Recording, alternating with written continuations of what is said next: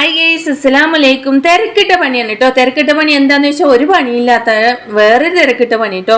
കാരണം നമ്മളെ വീട്ടിലേക്ക് പുതിയ 2-3 ആൾക്കാർ നമ്മൾ കാണാത്ത ആൾക്കാർ വന്നിട്ടുണ്ട് കേട്ടോ. നിങ്ങൾക്ക് കാണിച്ചു തരാം കേട്ടോ.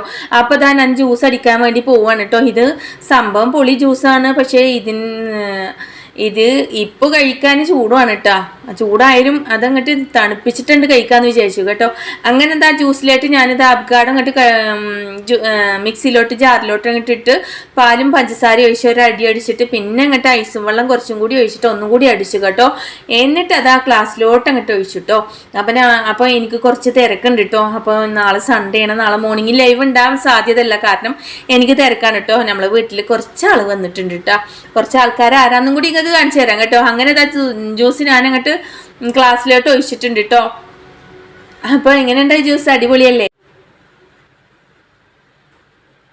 അങ്ങനെ നമ്മൾ സ്വത്ത് വീട്ടിലോട്ട് എത്തിയിട്ടുണ്ട് കേട്ടോ. സ്വത്ത് പോയിട്ട് ഒരാഴ്ച ആയിട്ടുണ്ടായിരുന്നു. പിന്നെ എൻ്റെ ഉമ്മ എന്ന് പറയുന്ന ആൾ ഇതാണ് കേട്ടോ. ഞങ്ങൾ കണ്ടിട്ടില്ലല്ലോ.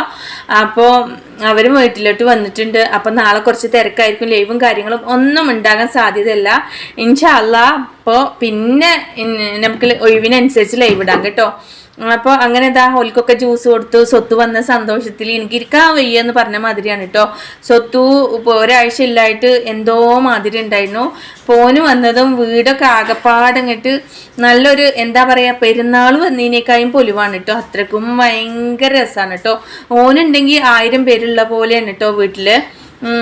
അങ്ങനെ ഇക്കാക്ക് ജ്യൂസ് കൊടുത്തു. അങ്ങനെ എല്ലാവരും ജ്യൂസ് കുടിച്ചു. ഞാൻ മാത്രം കുടിച്ചില്ല നിങ്ങൾ വിചാരിക്കണേ. എനിക്കുള്ള ജ്യൂസാണ് സ്വത്തുവിൻ്റെ കയ്യിലിരിക്കണേ കേട്ടോ. അപ്പത്തേക്ക് ഗൈസ് പുതിയൊരു വീഡിയോ ആയിട്ട് ഇൻഷാ അല്ലാഹ് നാളെ കാണാം കേട്ടോ. ബൈ.